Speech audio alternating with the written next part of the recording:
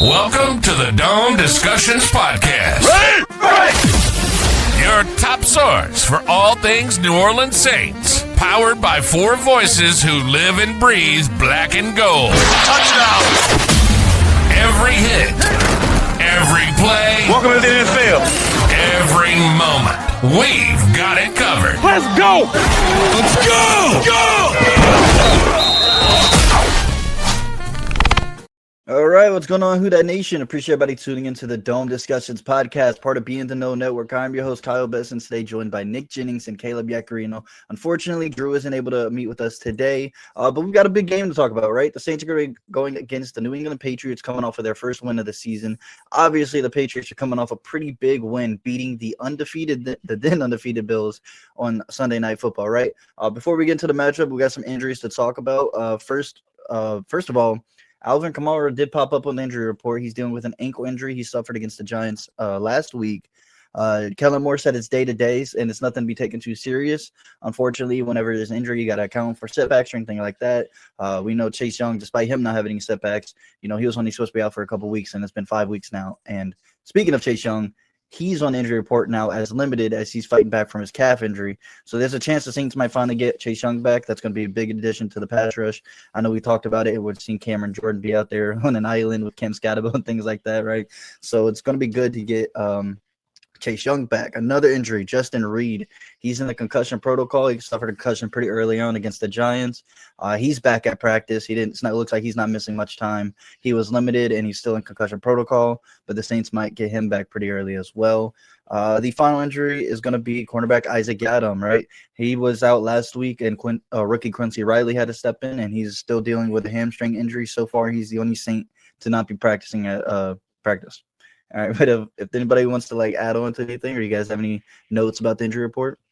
Yeah, regarding Chase Young last week, I wanted to kind of clear something up because I know some fans were upset that he was ruled out so early on last Wednesday. Kellen Moore clarified that they just did that to kind of clear up speculation and relieve some pressure on Chase Young from the media, kind of let him finish up that recovery. He said there were no setbacks whatsoever. He actually said there's optimism that Chase Young will be out there on Sunday against the Patriots, so that's something we'll be looking out for. And I also want to give credit to Cesar Ruiz. Look, I doubt that he does play, and he hasn't been great this season. But look, a high ankle sprain is usually a 2 to 4 week recovery time. He suffered that injury 9 days ago, and he's already back out there in as a limited participant. That's crazy to see. He wants to be out there for his guys. That's a good teammate right there. Hopefully he's not rushing back because as bad as he's been, I still think he's probably your safest bet to start the whole season at right guard, just based on what we've seen from Dylan Radins in the preseason and Torricelli Simpkins so early in his career.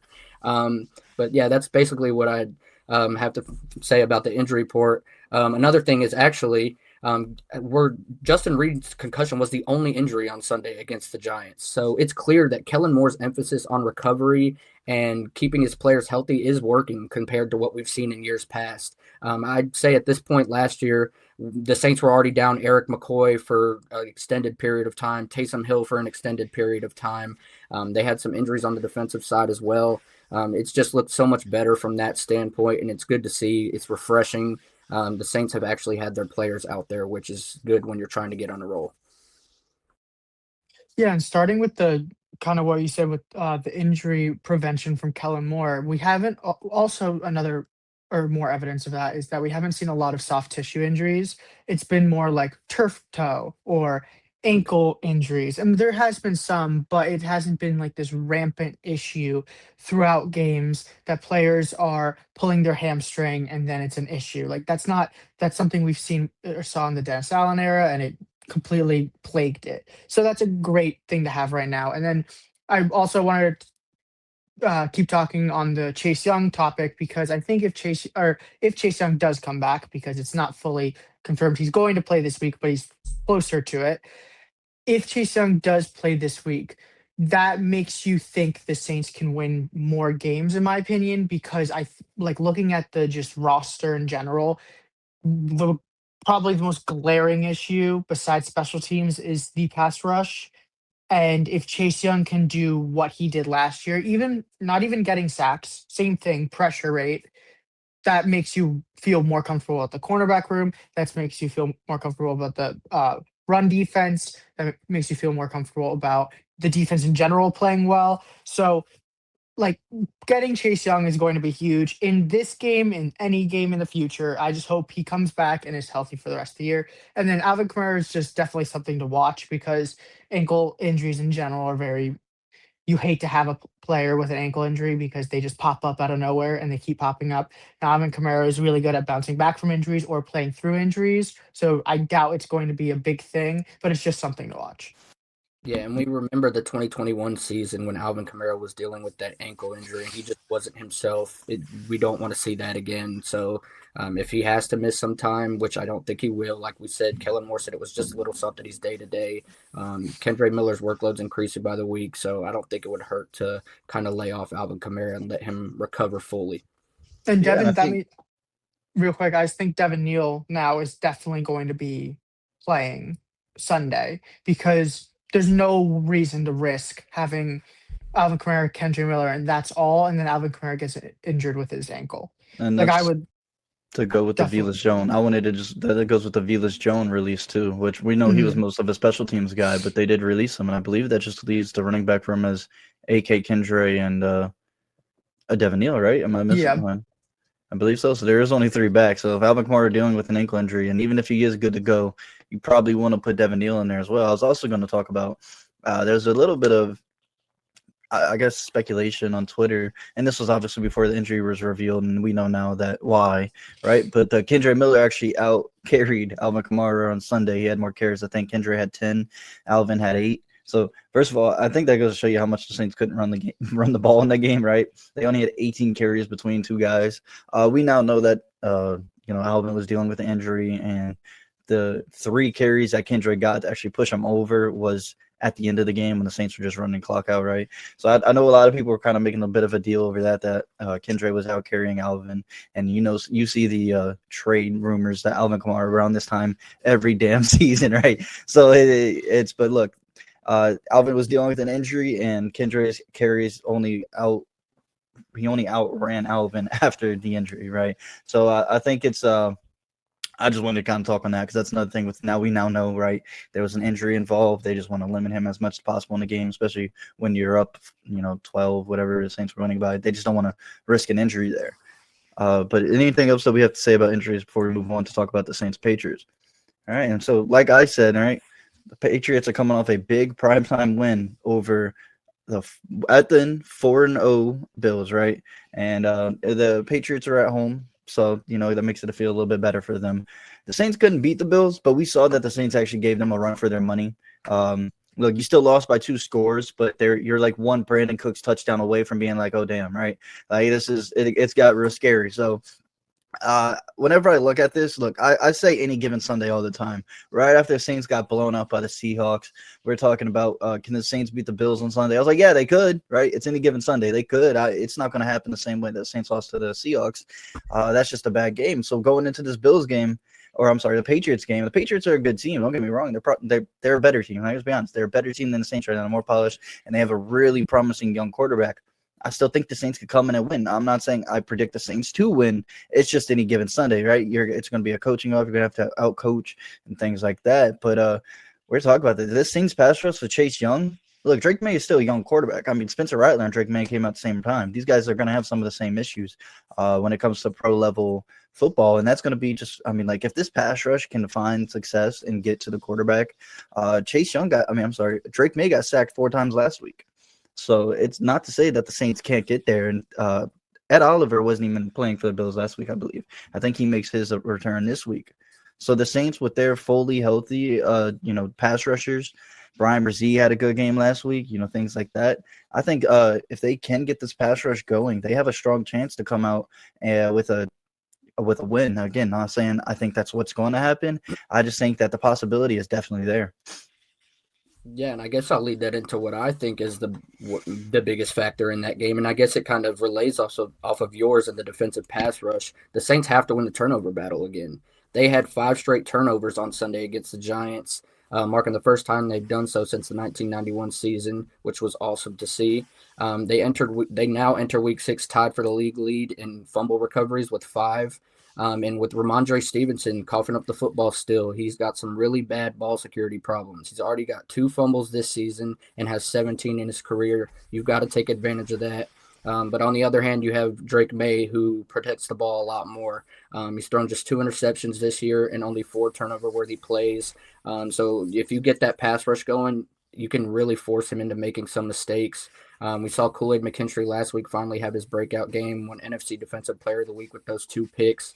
I think that pass rush, like you said, if they get going, that'll make it a whole lot easier for that secondary. And they already got a big confidence boost last week against the Giants. So I think it can happen again with Chase Young returning. So you've got to force Drake Maye to make mistakes, and the Saints have to continue their trend of not turning the ball over, because Spencer Rattler only has, I believe, 1 interception on the season. He's got to continue that. He does have 9 turnover-worthy plays, but 1 interception. I'll take that over more interceptions. Yeah, and focusing again on winning the turnover battle, this might be how the Saints win their games this season. This might be they won the turnover battle against the Bills, but if that's a really good team, and I know the Patriots just beat them, but the Patriots still are not as good as the Bills. I think that was like an any given Sunday. I know. Was it a Sunday night game or a Monday night game? It was Sunday. It was a Okay. Sunday game. Well, Yeah. then it was really any given Sunday. But that I still don't think the Patriots are as good as the Bills, but the Saints can win off of just winning the turnover battle here. Like they have shown they could take advantage of every time they turn the ball over, and as you said, they can get a fumble here. It feels like a game that's going to be another kind of fumble game. Not as much as last week. That was insane, but it could be that again. And then my matchup is focusing on the trenches. It feels like that's going to be a focus of this game. But mine is more the Saints defensive line against the Patriots running back room. Antonio Gibson just went out with an injury. Trayvon Henderson is a rookie, not really doing as well as he wanted to, or as he wanted to start the season, as they hoped to start the season. As many fantasy owners, including myself, hoped to start the season. But and then I can't think of the other running back's name.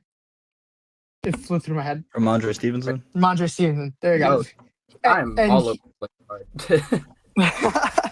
And then Ramondre Stevenson, he is not having as great as a season also, and then having fumble issues. So they've been a true running back by committee, putting all 3 of these running backs out there and just running the ball. But now they have 2, and they also haven't been great. So this is a game the Saints can win the rushing total and can stop the run. Are they? I can't be confident that's going to happen, but should it happen? Yes. And then going back to the pass rush, this is, as you kind of said, this is a game they can win. This is another game they could get sacks in. Will they? I don't know, because without Chase Young, I feel a lot less comfortable about this pass rush. But with Chase Young, I'm like, okay, they could get 3 sacks this game. Just because once you pressure one side, the other side might open up at some point. It just opens up things, and then Brian Brzee can cook in the middle. Like, there's a lot of things that could work if Chase Young's back, but if he's not, I still think it could be kind of ugly. Yeah, I'm glad you brought up the rushing totals, because I actually wanted to say when running the ball might not win you the game, just sort of simple. Like, the Saints might be able to run the ball. Look, go back to the Patriots and Bills game, right? The Patriots had 22 carries for 71 yards, okay? They weren't able to run the ball at all against the Bills. Trayvon Henderson averaged 4 yards a carry, but he only had 6 carries. Antonio Gibson only had 6 carries before he suffered that injury. Andre Stevenson had 7 carries for 14 yards. 2 of those went for touchdowns, right? But they averaged 3.2 yards a carry. They weren't able to run the ball against the Bills. On the flip side, the Bills had 29 carries, but they had 118 yards. They were able to run 4.1 yards a carry. That's about that threshold that you want to hit. But a lot of that's coming from Josh Allen. I kind of want to talk about that because Spencer Rattler can definitely run the football. We've seen it. And not only Spencer Rattler, but now Taysom Hill. You have Taysom Hill in the mix. You have Spencer Rattler, right? The Saints should be able to run the ball just because they have a lot of versatility there. But that doesn't outright mean they can win the game. But I do want to say the Patriots left James Cook with just 49 rushing yards on 15 carries. He averaged only 3.3 yards a carry, and that's one of the league's best backs, right? And they were able to shut him down. So it's going to be a lot for the Saints because you now got Alvin Kamara dealing with an ankle injury. I think you're gonna have to expect a lot from Kendra Miller this week. Fortunately, he's leading the league, and is it break tackles or forced missed tackles, right? Trey Miller currently his 80.2 overall grade ranks fifth among tailbacks. His 79 rushing grade ranks ninth, and his 15 missed tackles rank eighth.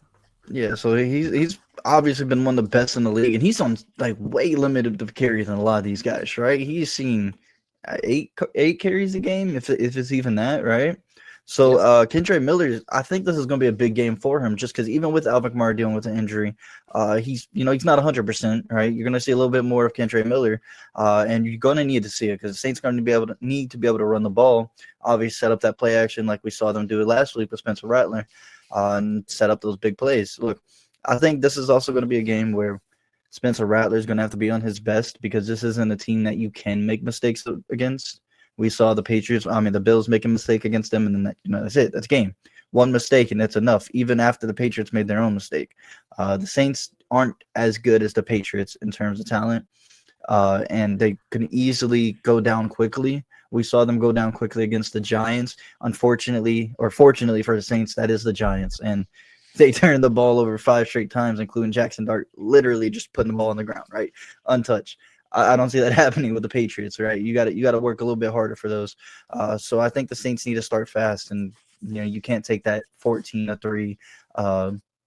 You can't be down 14-3 at the first.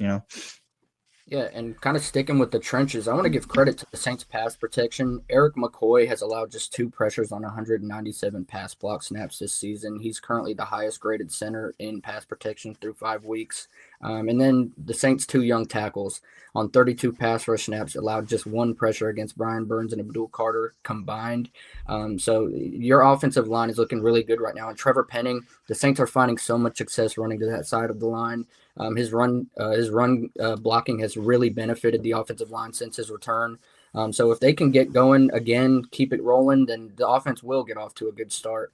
And I think we'll see a lot more Taysom Hill this week as well.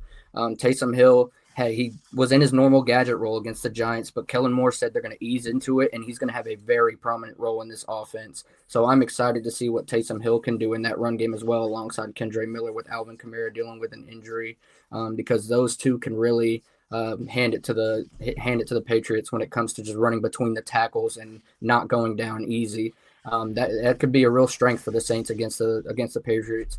But I do want to point out the Patriots have done a great job filling in for Devon Godchaux, who they sent to the Saints this offseason. They went and got Joshua Farmer, who has really developed into a good run stopper. Had a great game against the Bills where he was just getting to Josh Allen the whole game. And then Christian Barmore is finally breaking out. They have a pretty good interior of the defensive line that the Saints are going to have to deal with. Yeah, I just wanted to go back to the Spencer Rattler running the ball. Yeah, it's going to be a huge game where I think that the Saints will have a lot of plays written up for Rattler to get the ball rolling out, either outside the pocket for throws because he was so good at that last week also, or just designed runs where Rattler can pick up yards. And I think that's going to help also if the offensive line does get kind of pushed back by the pass rush. Spencer Rattler has shown an amazing ability to evade sacks this season. It's been one of his massive improvements. So I wouldn't be surprised if there's more evasion this week. And maybe I think I could honestly see the offensive line giving up a sack this week just because I'm a little bit more scared about their interior. And I'm a little bit more scared about the Saints offensive line interior besides Eric McCoy. So it could get a little scary. But it's also going to be a really good coached game. Kellen Moore has been coaching really well the past 2 weeks. Yeah, again, there's mistakes. The red zone is still such an issue. I mean, Kellen Moore admitted it, I think it was yesterday, about the red zone, and he said it was my fault. I mean, that's true, and it's the Saints need to improve on that because every single one of these games, besides the Seahawks game, would be different if the Saints had better red zone play. So that's a big factor in a lot of these games. But also, Mike Vrabel is a very, very, very good coach. He was brought in this offseason by the Patriots. He has tried to rebuild this team after being really bad last year, besides having Drake Maye, who came in and played pretty well. This Patriots team definitely kind of feels like, and I know they hired a new coach this offseason, but it definitely feels like what the Saints could be next year, where there are a lot of good parts with the Patriots, and you can say, okay, there's the slightest chance they make the playoffs. They'll be competitive in games, but they could actually win those games. But they still have issues with their roster.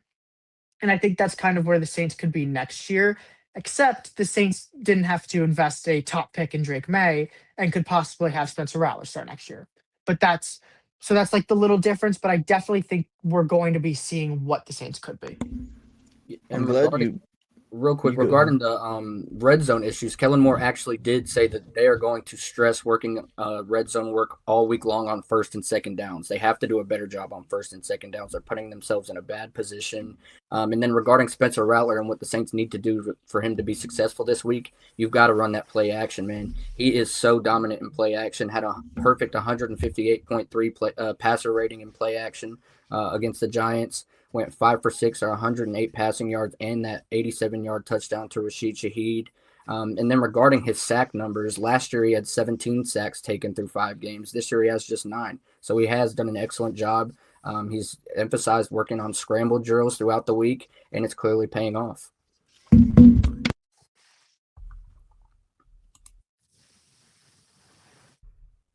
You're muted, Kyle.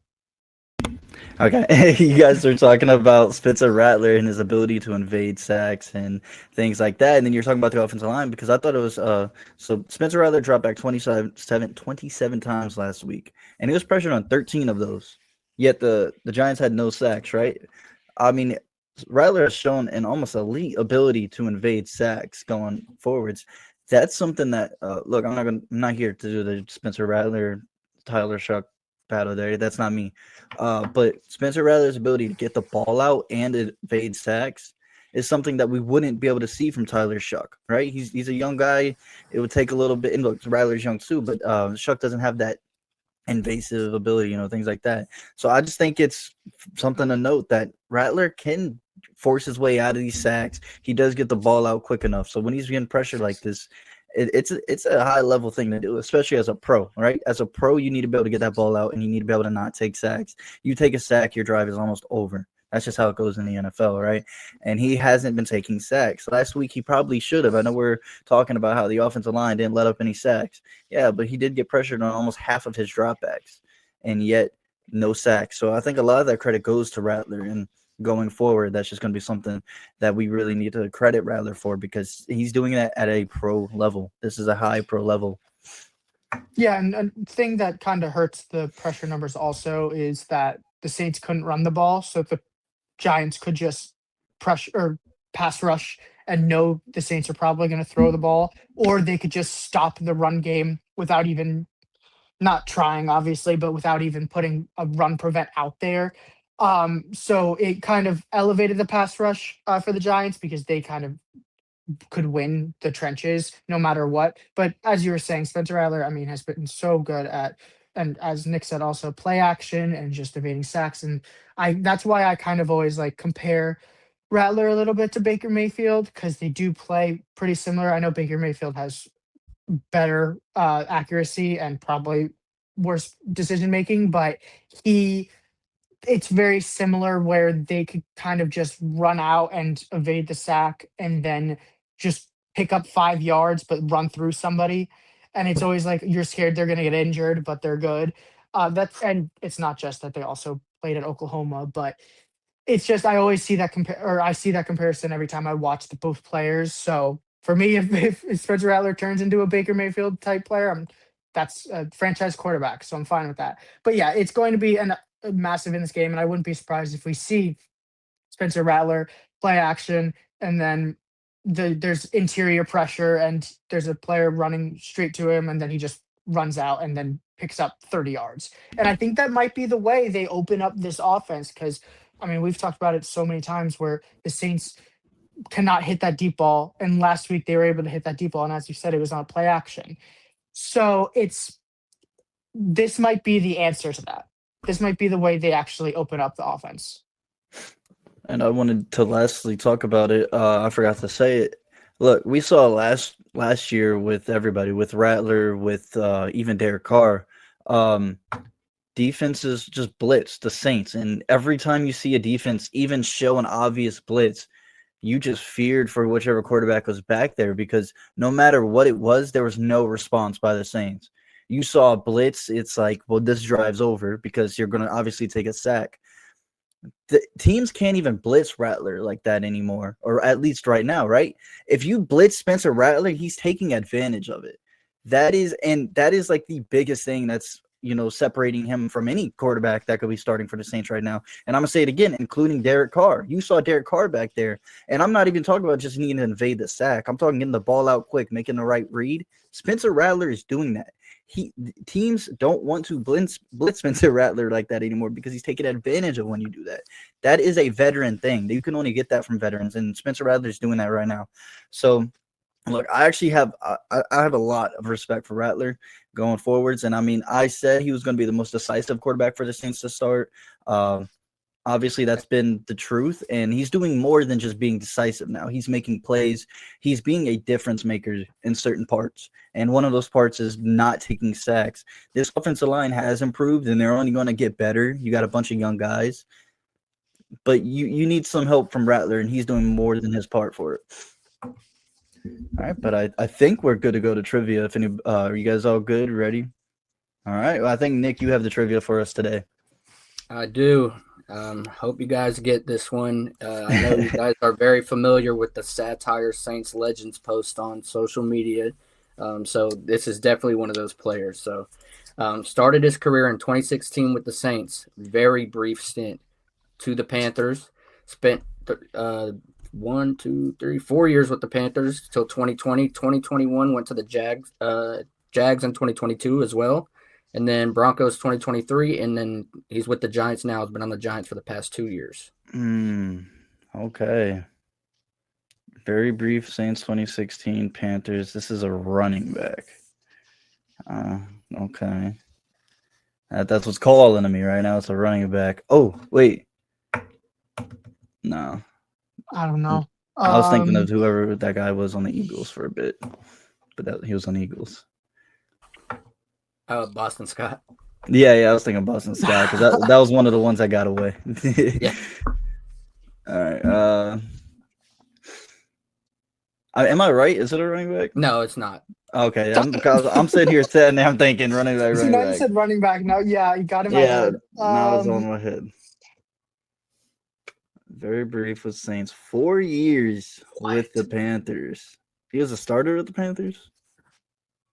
For a while, yeah. What?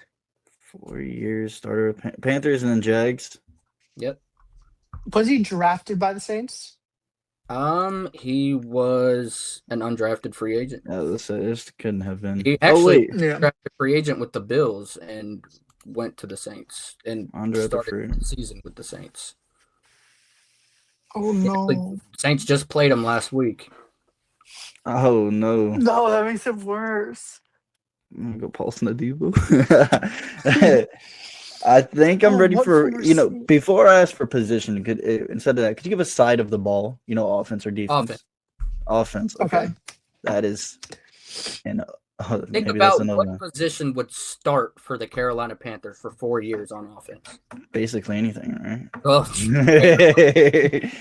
was going to say Jameis Winston. No, I'm wrong. I'm thinking some type of offensive line. Oh, you want position? Sure. I think, yeah. Tight end. What tight end? Adam Troutman? No, it's not Troutman. It's not Theo Johnson. Let me just go through it. It's not Theo Johnson. Who is the tight end on the Giants? It's not Theo Johnson. Let me not look over to my monitor. I have stats pulled up right there. It's not Theo Johnson. Wow, I don't want to blank this one. I want to get it. Very brief with the Saints.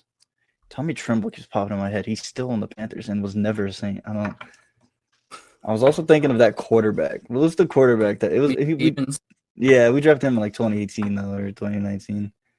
I might have to raise the white flag, man. I might not. Yeah, I don't know. I'm gonna be mad though. I know I'll be mad. You will be mad because he's been in the league for a while. Is Kobe Fleener on the Giants? Kobe Fleener is a lot older than that. I think he played for the Saints in 2016. Yeah. So it's Chris Manhertz. Yeah, no, I'll be honest. I'm not upset with myself. I'm not upset with I'm not myself. hurt. I never Y'all knew don't he was on the remember Saints. the big I think it was in Carolina in 20 I think it was like 2017, that big catch he had where he carried a bunch of guys on his back.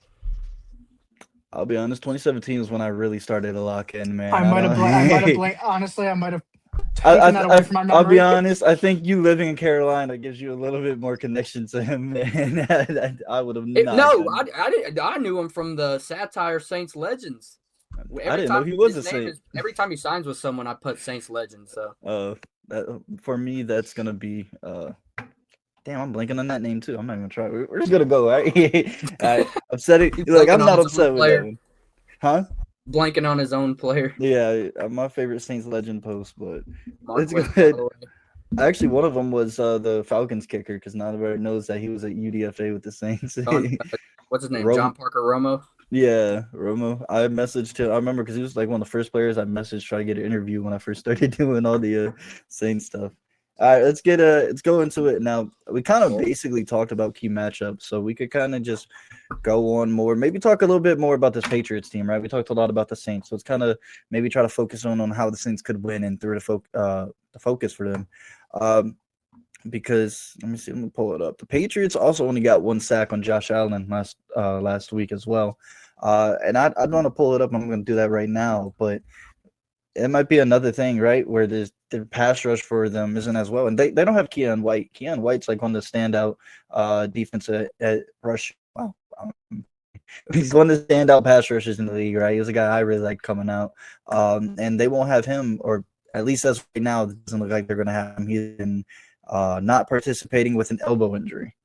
It's just another thing where, we kind of just talked about how the Saints need to continue to not take sacks. Ben Rattler's doing that at a high level.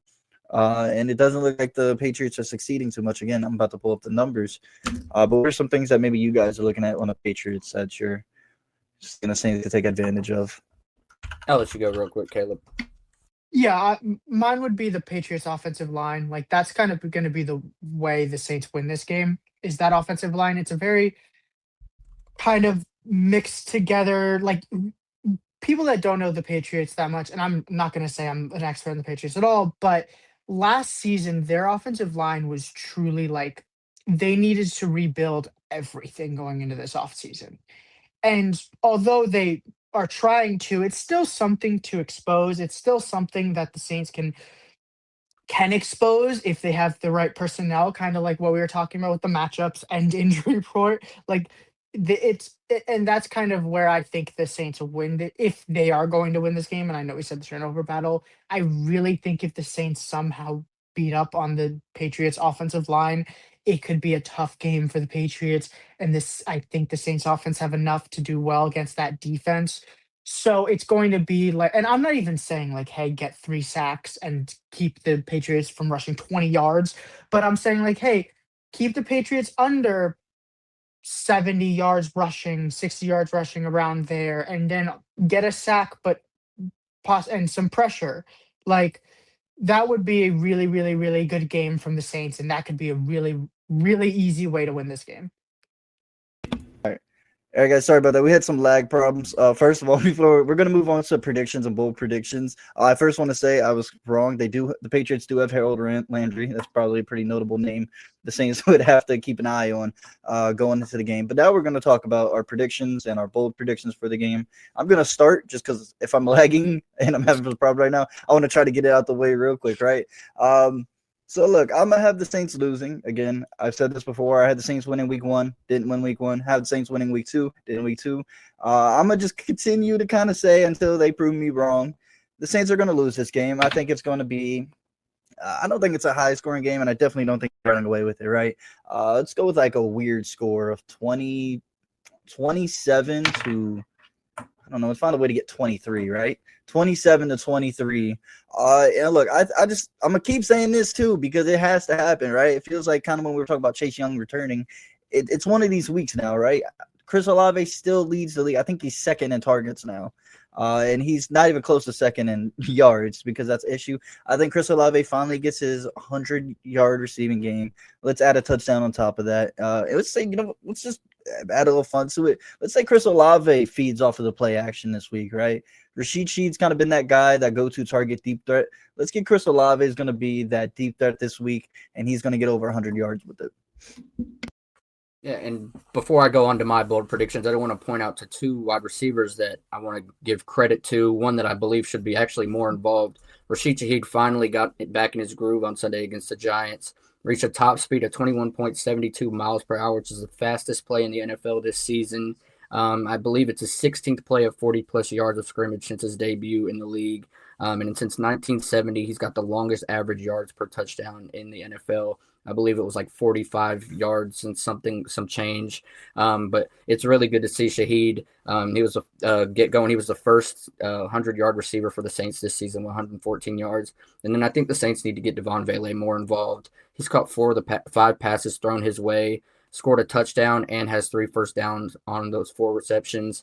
His 25 snaps on offense against the Giants were season high, so hopefully that's a good sign that he's recovering from that injury and ready to get back in his role in that offense as that slot receiver, red zone guy. But kind of moving on to my bold predictions, I have the Saints finally getting a turnover on special teams, getting their special teams back in the groove. And also regarding special teams, I also think Charlie Smith will take over for Blake Grupe this week because Blake Grupe has missed a field goal in, I believe, 4 or 5 games so far. So that just can't happen anymore. It's starting to really affect this team. But then I also have Taysom Hill rushing for a touchdown, his first of the season, and Quincy Riley snagging an interception, his first of his career. We saw Kool-Aid get his first 2 career interceptions last week. Quincy Riley got his first start and was really good in coverage, so I can see him translating what we saw in training camp and in the preseason to the regular season and grabbing his first interception. For a final score prediction, I'll probably go with – I'm going to keep going with the score until I get it because I think I've said it like 3 times now. I'm going to go with Saints 27, Patriots 14. I do think the Saints will win this game. I am very confident after that win. I'm going to let them shut me up and just ride on this high. Yeah, I'm definitely a little opposite and kind of like more like Kyle, where I kind of need them to prove a little bit more, some more wins, and I could possibly say they could win this game. But I'm definitely real quick. I do want to say why I say that though, because it kind of sounds like I think the Patriots. I just ignoring that win. The Patriots really struggled to start the year. They did not look good to start the year. That win has just completely changed the outlook on the Patriots. So I don't want that to distract people from the fact that they have struggled this season. Yeah, and Drake Maye has been kind of the saving grace for them, and he's even struggled in certain times. He hasn't been perfect. Yes. But so, yeah, I'm still going to say Saints are going to lose just because I said last week that I'm not going to choose the Saints to win until they win. But also, this isn't that game that I would choose them to win. I can't do it. I think the final score, in my opinion, is going to be 30-25. I think it's going to be a close game, but I think it's going to be a little bit of a shootout. I don't trust the Saints defense. Actually, you know what? I'm going to say this. Saints without Chase Young, 30-25. Saints with Chase Young, 2017. I think it changes. Like, it's just so important to this defensive line. I can't because my prediction will be completely messed up if he plays. In my opinion, he's just too important to this. It changes everything. Every single facet of the defense gets changed because Chase Young is playing, and maybe he might not. Lose a touchdown because Chase Young. I'm just saying it's a close game, but going to my bold predictions, I think again fumble. I think Jonas Sanker gets the fumble. I think he's going to hit the ball, and I think it's going to be not a touchdown return like last time, but another big return. Then I have Rashid Shaheed, another deep bomb pass. I think it's gonna be important for the Saints to get that, and I think they're gonna get it again. Will it be a touchdown? I don't know. And I think it's going to if Rashid Shaheed finishes the year with more receiving yards than Chris Olave, that's not going to be surprising. He currently has more receiving yards, and a lot less receptions. So I think that's going to be something that happens this season.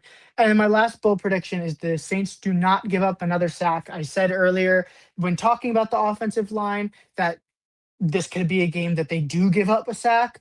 But will they? I actually don't think so. I think the Saints are going a combination of the Saints being able to handle this pass rush compared to last week, and also Rashid Shaheed, Spencer Rattler being able to get this rushing ability that we just did not see enough of last year.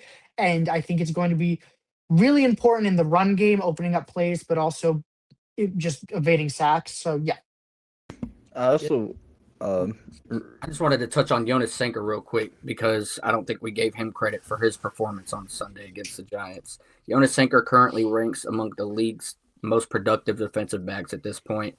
The 78.9 coverage grade ranks 16th among all the defensive backs, and his 78.3 overall grade ranks 20th with a minimum of 25 snaps. He's got 17 tackles, 2 stops, 3 pass breakups, 1 pick, and a fumble recovery through 5 games as a third-round pick. The Saints hit the absolute jackpot in him. I would argue he's the best defensive back on this roster already. Yeah, so I wanted to say something because, Nick, you said how you think the Patriots win over the Bills is like kind of, boosting them a little better of a team than they are. But I know you said they struggled, so they were the Raiders' only win this season. They're right. The Raiders have not looked good. Geno Smith has not looked good, and they're 1-4. But I mean, it's very possible that Raiders loss is just staining what is actually a good team to making us think, kind of on the opposite of what you're saying. Yeah. They might be a lot better of a team that just kind of start because week one is the definition of you could get whatever, So this could be a better team. They also did lose to the Steelers. So the Steelers, they're always kind of, they're a team that will beat everybody and then lose to absolutely everybody, right? But look, so yeah, I do think the Patriots are one of the better teams in the league just because I think Drake Maye has the potential to be one of those quarterbacks that is just really efficient and he can make plays with his legs. But I do like your prediction of the Saints winning, and I think it'd be a statement win because I don't know. We talked about it. Let's talk about this briefly because I know we all kind of want to say a little bit. The PFF power rankings that had the Saints at 32 and had the Jets improve last week, right?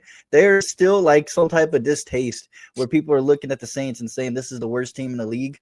They have been in 4 out of 5 games this season. Like they have 4 out of 5 games this season for the Saints has been winnable. The one that they got blown out for, they were down 21-0 due to special teams. Okay, and they looked like the best team in the league on Sunday against the Buccaneers, which they lost that game, but still the Seahawks looked really good. So I wouldn't even say that was an awful loss based on how the game started. Yeah, exactly. and like when I was I write the power rankings piece for Canal Street Chronicles, and when I was writing that, the sentence that I did to introduce the piece was the Saints got it was something like finally the Saints got the first one of the season, and now there's no way they could be ranked last in the power rankings. Because I was like, this is a positive to look at, and then PFF is the second person I go to, and then I just see ranked 32nd. I'm like, like, well, and then I just said, well, maybe not, but I was just so confused because it was also like looking at the rankings, the Giants were still, I think, like 25th or not 25th, like, but higher, like a lot higher. And I was like, that Giants team was just horrible against the Saints. Like they are not as good as the Saints in my opinion. And just looking at the list, I was like, how do you put and even the Titans, like the Titans have been one of the worst teams in the NFL, and they got somehow won this past weekend, similar to the Saints, but at least it was a bad win. Like somehow they won, and it was similar to the Saints, but like the Saints are a better team right now, better coached, better quarterback is like the one thing you can't say because I think Cam Ward's better than Spencer Rattler, but like it's so they're very comparable, but you still can't put the Saints 32nd with the Jets not winning a game. That's insane to me. Yeah, and like power rankings at the end of the day is just people's opinions, right? And they suck, but they're just people's opinions. And the NFL, because the NFL even posted theirs, and they have the Saints basically as the best of the bad teams. Mhm. It really goes to show you because they had the Saints at 26, which then that was that 7. Is that 7 or 8? I don't know, right? It's bottom 7 or bottom 8, but the better of the bottom teams in the league. And that's kind of where I see the Saints. Again, we were someone was saying earlier, I don't remember which one of you was talking, but it was like I think it was you, Caleb, where the Saints could actually be like where the Patriots are this season, next season. I mean, the Saints might be there now, to be fair, just without the full security at quarterback. But the Saints are like a couple seasons away from competing if Spencer Rattler's that guy. That's the simple fact. If you look at the young talent on the Saints, there's plenty of young talent. Obviously, there's holes. There's holes that can be filled everywhere, and you have aging veterans. But that doesn't stop the Saints from being a competitive team in a year or two. That's just how I see it. I've talked about it every time. I think the Saints have a plan, and it's a 2 to 3 year plan to when they want to finally start competing. But with I only went back to it because I wanted to say how like the Saints playing against the Patriots this season or this week, if they win, I mean you're gonna see a whole different outlook, right? Because people do see the Patriots coming off a big one over the Bills, and then you see the Saints coming up. Now it's either that or it's just gonna be a meme at that point. So it all depends how people wanted to pick the Saints, but they have played good ball. They've been in every single one of their games this season. They're a few plays away from what 3-2 is that crazy to say? And a 3-2 team, Saints, like if those two plays are made, we're talking about competing in the NFC South, right? The Bucks are 4-1, right? You're right there. So it goes to show you how much these things dictate how people see as just a box score and things like that. And obviously we get to watch all the Saints games and we don't watch every other game. So we kind of do the same thing when we come over here, we talk about the Patriots and stuff like that. But it goes to show when people talk about the Saints, they're not realizing that this team is a couple plays away from being in a positive record. And then we're talking about a top 20 team at least for the Saints. But they didn't make those plays and that's where they're at.